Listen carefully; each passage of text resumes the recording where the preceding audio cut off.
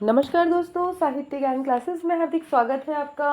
आज के सत्र में हम अध्ययन कर रहे हैं हिंदी व्याकरण में संज्ञा से अव्यय तक प्रश्न हैं कुछ, और ये सभी प्रश्न पीवाईक्यू सीरीज से संबंधित प्रश्न हैं जो हिंदी साहित्य से संबंधित विभिन्न परीक्षाओं में आए हुए प्रश्न हैं। हिंदी व्याकरण से सभी प्रश्न व्याख्या सहित दिए हुए हैं।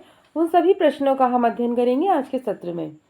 प्रश्न है, निम्न विकल्पों में से उस विकल्प का चयन कीजिए जो भाववाचक संज्ञा का सही विकल्प नहीं है। ये प्रश्न डीएसएसबी टीजीटी परीक्षा 2021 का प्रश्न है। सही उत्तर है बी, भ्राता। भ्राता भाववाचक संज्ञा का सही विकल्प नहीं है। जिस संज्ञा शब्द से व्यक्ति या वस्तु के गुण या धर्म, दशा अथवा व्यापार का बोध होता है उसे भाववाचक संज्ञा शब्द से व्यक्ति अथवा वस्तु के गुण, धर्म, दशा अथवा व्यापार का बोध होता है उसे भाववाचक संज्ञा कहते हैं। जैसे लंबाई, बुढ़ापा, नम्रता, मिठास, समझ, चाल। ये संज्ञा का अनुभव हमारी इंद्रियों का होता है और प्राय इनका बहुवचन नहीं होता। प्रश्न है, निम्न विकल्पों में से उस विकल्प का चयन कीजिए जो भाववाचक संज्ञा का सही विकल्प नहीं है, और सही उत्तर है डी, छोटा। ये प्रश्न डीएसएसबी टीजीटी परीक्षा 2021 का प्रश्न है। रुलाई, सामाजिकता, अध्यापन, ये सभी क्या है? भाववाचक संज्ञा है। छोटा भाववाचक संज्ञा का सही विकल्प नहीं है। छोटा शब्द भाववाचक संज्ञा का छुटपन होगा। जिस संज्ञा शब्द से व्यक्ति अथवा वस्तु के गुण, धर्म, दशा अथवा व्यापार का बोध होता है उसे भाववाचक संज्ञा कहते हैं। भाववाचक संज्ञाओं का निर्माण जातिवाचक संज्ञा, विशेषण, क्रिया, सर्वनाम और अव्यय में प्रत्यय लगाकर होता है। जैसे बूढ़ा का बुढ़ापा, गर्म का गर्मी, घबराना घबराहट, अपना अपनापन, दूर दूरी। निम्न विकल्पों में से उस विकल्प का चयन कीजिए जो अन्य पुरुषवाचक सर्वनाम का सही विकल्प है, और सही उत्तर है डी, वह। वह क्या है? अन्य पुरुषवाचक सर्वनाम का सही विकल्प है। पुरुषवाचक सर्वनाम पुरुषों में स्त्री या पुरुष के नाम के बदले आते हैं। उत्तम पुरुष में लेखक या वक्ता आता है, मध्यम पुरुष में पाठक या श्रोता, और अन्य पुरुष में लेखक या श्रोता को छोड़ अन्य लोग आते हैं। पुरुषवाचक सर्वनाम के 3 बोध हैं: उत्तम, मध्यम, अन्य। मैं, हम, तुम, तू, आप, वह, ये, वह। तो ये क्या है? सभी अन्य पुरुष हैं। निम्न विकल्पों में से उस विकल्प का चयन कीजिए जो दिए गए वाक्य के अनुसार विशेषण के भेद का सही विकल्प हो, और सही उत्तर है सी, संख्यावाचक विशेषण। कुछ छात्र आज विद्यालय नहीं आए वाक्य में संख्यावाचक विशेषण है। जिन शब्दों से संज्ञा या सर्वनाम की संख्या लक्षित होती है उसे संख्यावाचक विशेषण कहते हैं। इसके 3 भेद हैं: निश्चित, अनिश्चित और परिमाण। निश्चित में एक फिक्स कर जाता है कि 25 बच्चे या 50 बच्चे। अनिश्चित में कुछ सब। परिमाण में सेर भर, तोला भर, एक माप तौल का। इनमें से भाववाचक संज्ञा है, और सही उत्तर है डी, अमीरी। भाववाचक संज्ञा जिस संज्ञा शब्द से व्यक्ति वस्तु के गुण या धर्म, दशा अथवा व्यापार का बोध होता है उसे भाववाचक संज्ञा कहते हैं। जैसे बुढ़ापा, लंबाई, मिठास, नम्रता, निजत्व। भाववाचक संज्ञाओं का निर्माण जातिवाचक संज्ञा, विशेषण, क्रिया, सर्वनाम और अव्यय में प्रत्यय लगाकर भाववाचक संज्ञा बनती है। जातिवाचक से बूढ़ा, बुढ़ापा, मित्र, मित्रता, पंडित, पंडिताई, दास, दासत्व। विशेषण से कठोर, कठोरता, चतुर से चतुराई, गर्म से गर्मी। क्रिया से सजाना, सजावट, चतुराई, बहाना, बहाव। सर्वनाम से मम, ममता या ममत्व, अपना, अपनापन, अपनत्व इत्यादि। अव्यय से दूर, दूरी, निकट, नैकट, समीप से सामीप्य। प्रश्न है, इनमें से व्यक्तिवाचक संज्ञा नहीं है, और सही उत्तर है सी, लेखक। लेखक व्यक्तिवाचक संज्ञा नहीं है बल्कि जातिवाचक संज्ञा है। त्रिपिटक, भारत, गंगा, ये सभी व्यक्तिवाचक संज्ञा हैं। संज्ञा किसी जाति, द्रव्य, गुण, भाव, व्यक्ति, स्थान और क्रिया आदि के नाम को संज्ञा कहते हैं। व्यक्तिवाचक संज्ञा जिस शब्द से किसी एक ही व्यक्ति या वस्तु का बोध हो उसे व्यक्तिवाचक संज्ञा कहते हैं। जैसे राम, काशी, त्रिपिटक, भारत, गंगा, लखनऊ, संध्या, प्रशांत महासागर, हिमालय, रक्षाबंधन, दिवाली। जातिवाचक जिस संज्ञा से किसी जाति के संपूर्ण पदार्थों या उनके समूहों का बोध होता है उसे जातिवाचक संज्ञा कहती है।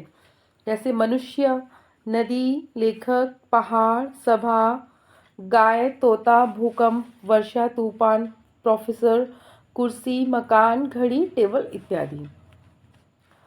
प्रश्न है, मैंने आम खाया है, यह वाक्य किस काल को प्रदर्शित करता है? और सही उत्तर है ए भूतकाल। मैंने आम खाया है यह वाक्य भूतकाल को प्रदर्शित करता है। यह आसन्न भूतकाल का उदाहरण है। क्रिया के उस रूपांतरण को काल कहते हैं जिससे उसके कार्य या व्यापार का तथा उसके अपूर्ण अवस्था का बोध होता है। काल के 3 प्रकार हैं, वर्तमान, भूत और भविष्यत काल। वर्तमान में क्रियाओं के व्यापार की निरंतरता को वर्तमान काल कहते हैं।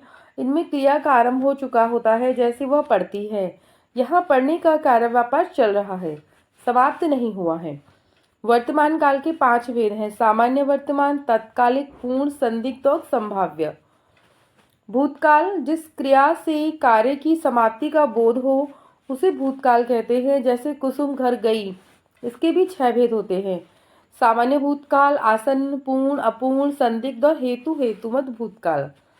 तो यहाँ से प्रश्न बनते हैं कि कितने कितने भेद हैं। वर्तमान के 5 भेद हैं, भूतकाल के 6 हैं और भविष्यत काल के 3 हैं, सामान्य भविष्यत, संभाव्य भविष्यत और हेतुमत। भविष्यत काल जिस समय का कार्य के होने का बोध हो उसे भविष्यत काल कहते हैं, आने वाले समय का। प्रश्न है, निम्न विकल्पों में से उस विकल्प का चयन कीजिए जो जातिवाचक संज्ञा का सही विकल्प नहीं है। और ये प्रश्न विवादित है थोड़ा सा। मनुष्य जातिवाचक संज्ञा का सही विकल्प है। जातिवाचक संज्ञा शब्द पूरी की पूरी जाति का बोध होता है। तो यहाँ पर ए प्रश्न का है, जैसे गाय, लड़का, नदी, पहाड़।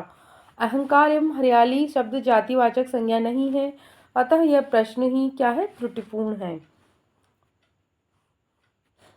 प्रश्न है, निम्न विकल्पों में से उस विकल्प का चयन कीजिए जो अन्य पुरुषवाचक सर्वनाम का सही विकल्प है। और सही उत्तर है बी उसके। अन्य पुरुषवाचक सर्वनाम का सही विकल्प है, पुरुषों में वक्ता, श्रोता के नाम के बदले आने वाला शब्द पुरुषवाचक सर्वनाम कहलाता है। प्रयोग के आधार पर सर्वनाम के 6 भेद हैं, पुरुषवाचक, निजवाचक, निश्चयवाचक, अनिश्चयवाचक, संबंध और प्रश्नवाचक। पुरुषवाचक सर्वनाम के 3 प्रकार होते हैं, उत्तम पुरुष, मध्यम पुरुष और अन्य पुरुष। प्रश्न है, निम्न विकल्पों में से उस विकल्प का चयन कीजिए जो भाववाचक संज्ञा का सही विकल्प नहीं है। और सही उत्तर है सी विकल। विकल शब्द भाववाचक संज्ञा क्या होगा, विकलता होगा। जिस संज्ञा शब्द से किसी पदार्थ की अवस्था, धर्म, स्वभाव, भाव, गुण, दशा का बोध होता है उसे भाववाचक संज्ञा कहते हैं। जिन विकल्पों में से उस विकल्प का चयन कीजिए, निम्न विकल्पों में से जो दिए गए वाक्य के अनुसार विशेषण के भेद का सही विकल्प हो। पेड़ पर बहुत सारे पक्षी बैठे हैं। और सही उत्तर है बी अनिश्चित प्रमाणवाचक। क्या है, बहुत सारे हैं, कोई संख्या का नाम नहीं दिया गया है। पक्षियों का परिमाण का बोध हो रहा है किंतु किसी निश्चित संख्या बहुत का नहीं, अतः यह अनिश्चित परिमाणवाचक विशेषण का उदाहरण है। प्रश्न है, निम्न विकल्पों में से उस विकल्प का चयन कीजिए जो उत्तम पुरुषवाचक सर्वनाम का सही विकल्प है। और सही उत्तर है बी हमारे। डीएसएसबी टीजीटी परीक्षा 2021 का ये प्रश्न है। हमारे शब्द उत्तम पुरुषवाचक सर्वनाम है। वक्ता अपने आप हमारे शब्द उत्तम पुरुषवाचक सर्वनाम है। वक्ता जिससे बात करता है वहाँ मध्यम पुरुषवाचक सर्वनाम होते हैं, जैसे तू, तुम, तुम्हें, तुमको, तुमको, तुमने, तुमको, आप, आपने, आपको। जब वक्ता अपने सामने श्रोता से किसी भिन्न या अन्य के बारे में बातचीत करता है तो वहाँ अन्य पुरुषवाचक सर्वनाम हैं, जैसे वह, वे, उनसे, उनको, उन्हें। प्रश्न है, निम्न विकल्पों में से उस विकल्प का चयन कीजिए जो जातिवाचक संज्ञा का सही विकल्प नहीं है। और सही उत्तर है बी क्रोधी। क्रोधी जातिवाचक संज्ञा का सही विकल्प नहीं है, जबकि क्रोधी से क्रोधित, क्रुद्ध शब्द विशेषण हैं। जिन संज्ञाओं से एक ही प्रकार की वस्तुओं अथवा व्यक्तियों का बोध हो उन्हें जातिवाचक संज्ञा कहते हैं, जैसे मनुष्य, घर, पहाड़, नदी। प्रश्न है, निम्न विकल्पों में से उस विकल्प का चयन कीजिए जो भाववाचक संज्ञा का सही विकल्प नहीं है और सही उत्तर है सी, पराया। ये प्रश्न डीएसएसबी टीजीटी परीक्षा 2021 का ही प्रश्न है। पराया शब्द भाववाचक संज्ञा का सही विकल्प नहीं है। जिस संज्ञा शब्द से व्यक्ति या वस्तु के गुण, धर्म, दशा अथवा व्यापार का बोध होता है उसे भाववाचक संज्ञा कहते हैं, जैसे लंबाई, बुढ़ापा, नम्रता, मिठास, समझ, चाल। भाववाचक संज्ञाओं का निर्माण जातिवाचक संज्ञा, विशेषण, क्रिया, सर्वनाम और अव्यय में प्रत्यय लगाकर होता है। प्रश्न है, निम्न विकल्पों में से उस विकल्प का चयन कीजिए जो दिए गए वाक्य के अनुसार विशेषण के भेद का सही विकल्प हो। और है, हमारे विद्यालय में 200 विद्यार्थी पढ़ते हैं। तो क्या है, ये संख्यावाचक विशेषण है। ये प्रश्न डीएसएसबी पीजीटी परीक्षा, डीएसएसबी टीजीटी 2021 सेकंड शिफ्ट में ये प्रश्न आया है कि दिए गए वाक्य में हमारे विद्यालय में 200 विद्यार्थी पढ़ते हैं सार्वनामिक विशेषण हैं। जिन शब्दों से संज्ञा या सर्वनाम की संख्या लक्षित होती है उन्हें संख्यावाचक विशेषण कहते हैं। इसके 3 भेद हैं, निश्चित संख्या, अनिश्चित और परिमाणवाचक। प्रश्न है, निम्न वाक्य में कोष्ठक में दिए गए शब्द के उपवाक्य का नाम बताइए। शिखा ने कहा कि वह कल एक नाटक देखने जा रही है। इसका बताना है क्या है, और सही उत्तर है संज्ञा उपवाक्य। डीएसएसबी पीजीटी परीक्षा 2021 में प्रश्न आया है कि दिए गए वाक्य में वह कल नाटक देखने जा रही है प्रधान उपवाक्य की संज्ञा के रूप में प्रयुक्त हुआ है, तो यह संज्ञा उपवाक्य का उदाहरण है। प्रश्न है, निम्न विकल्पों में से उस विकल्प का चयन कीजिए जो दिए गए वाक्य में ज्वालामुखियों की भीतरी सतह ज्यादा गर्म होती है। तो यहाँ पर क्या बताना है, डीएसएसबी पीजीटी 2021 का ही प्रश्न है और सही उत्तर है सी, संबंधवाचक सर्वनाम है। यहाँ पर दिए गए वाक्य में भीतरी शब्द से ज्वालामुखी और उसकी सतह के संबंध की विशेषता ज्यादा गर्म का बोध हो रहा है, अतः यहाँ संबंधवाचक विशेषण है। प्रश्न है, निम्नलिखित वाक्य में कोष्ठक में दिए गए शब्द का उपवाक्य का नाम बताइए। रुपेश ही प्रथम आएगा क्योंकि वह बहुत मेहनती है, और सही उत्तर है सी, विशेषण उपवाक्य। क्या है, वो मेहनती है बहुत। डीएसएसबी पीजीटी परीक्षा 2021 का प्रश्न है, उपरोक्त वाक्य में कोष्ठक में दिया गया गौण उपवाक्य बहुत मेहनती है। प्रधान उपवाक्य रुपेश ही प्रथम आएगा कि विशेषण की तरह अव्यक्त हो रहा है या संज्ञा की विशेषता को बतला रहा है, अतः ये विशेषण उपवाक्य होगा। प्रश्न है, जो छात्र परिश्रम करेंगे उन्हें सफलता अवश्य मिलेगी। इस वाक्य का सरल वाक्य क्या होगा, और सही उत्तर है बी, परिश्रमी छात्र अवश्य सफल होंगे। मध्य प्रदेश उच्च माध्यमिक शिक्षक भर्ती परीक्षा 2018 में ये प्रश्न आया है कि जो छात्र परिश्रम करेंगे उन्हें सफलता अवश्य मिलेगी। परिश्रमी छात्र अवश्य सफल होंगे। प्रश्न है, राम रोटी नहीं खाता है। इस वाक्य का कर्मवाच्य रूप है। सही उत्तर है डी, राम से रोटी नहीं खाई जाती है। यूपी पीजीटी 2016 में प्रश्न आया है, राम से रोटी नहीं खाई जाती है, क्योंकि यह इसका सही है। कर्मवाच्य क्रिया के उस रूपांतर को कर्मवाच्य कहते हैं जिससे वाक्य में कर्म की प्रधानता का बोध हो। प्रश्न है, यहाँ बैठा नहीं जाता में कौन सा वाच्य है।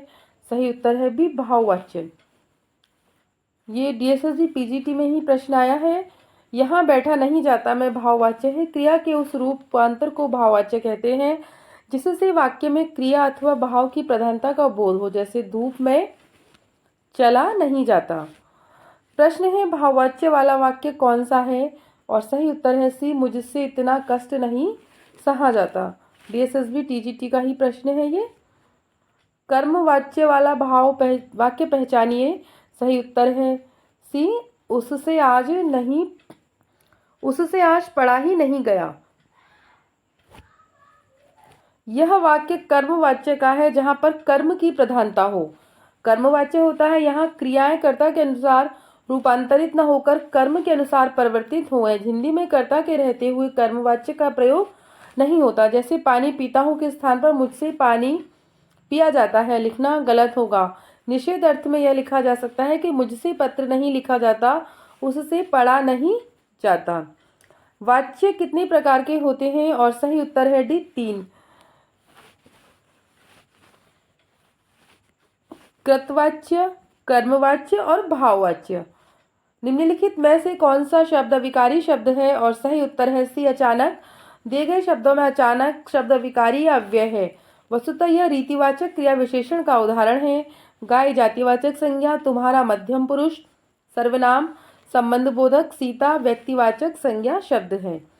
आजकल मौसम बदलने लगा है, रेखांकित पद का परिचय क्या होगा?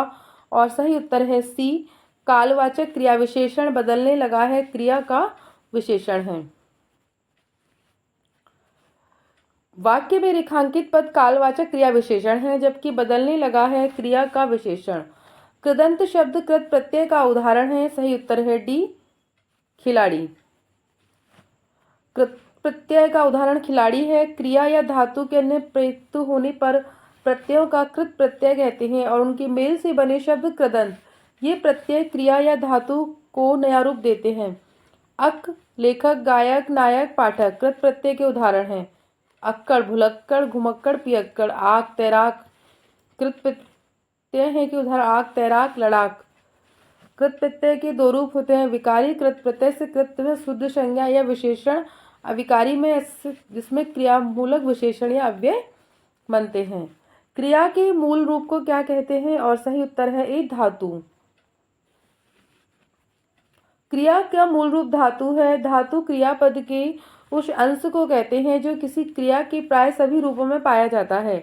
व्युत्पत्ति अथवा शब्द निर्माण की दृष्टि से धातु दो प्रकार की होती है, मूल धातु और यौगिक। वाक्य से अलग रहने वाले शब्दों को शब्द कहते हैं, किंतु जब किसी वाक्य में पिरो दिए जाते हैं तब वह पद कहलाते हैं। पद का अर्थ संकेतिक करता है कि शब्द सार्थक और निरर्थक दोनों ही हो सकते हैं। संज्ञा या सर्वनाम की जिस रूप से संज्ञा या सर्वनाम क्रिया से संबंध सूचित हो उस रूप को कारक कहते हैं। लड़का किताब पढ़ रहा है, इस वाक्य में कौन सा पदबंध है? और सही उत्तर है इसमें डी कर्ता, कर्म और क्रिया। लड़का किताब पढ़ रहा है वाक्य में कर्ता, कर्म, क्रिया पदबंध है। डॉक्टर हरदेव बाहरी वाक्य के उस भाग को जिसमें किसी एक से अधिक या पद परस्पर संबंध होकर अर्थ तो देते हैं किंतु पूरा अर्थ नहीं देते, पदबंध या वाक्यांश कहते हैं। संज्ञा पदबंध वाक्य में संज्ञा का काम करने वाला पद समूह संज्ञा पदबंध कहलाता है। जैसे भारत के प्रधानमंत्री, गोली से घायल बच्चे, मिट्टी का तेल आदि। सर्वनाम का काम करने वाले पद समूह सर्वनाम कहलाते हैं। जैसे मुझ अभागे ने देव का मारा वह। क्रिया पदबंध क्रिया का काम देने वाला पद समूह क्रिया पदबंध कहलाता है। जैसे लौटकर कहने लगा, जाता रहता था आदि। तो आज के सत्र में इतना ही। वीडियो अच्छी लगी है तो लाइक कीजिए, शेयर कीजिए और कमेंट्स कीजिए। आगे के सत्रों में जुड़े रहिए। धन्यवाद।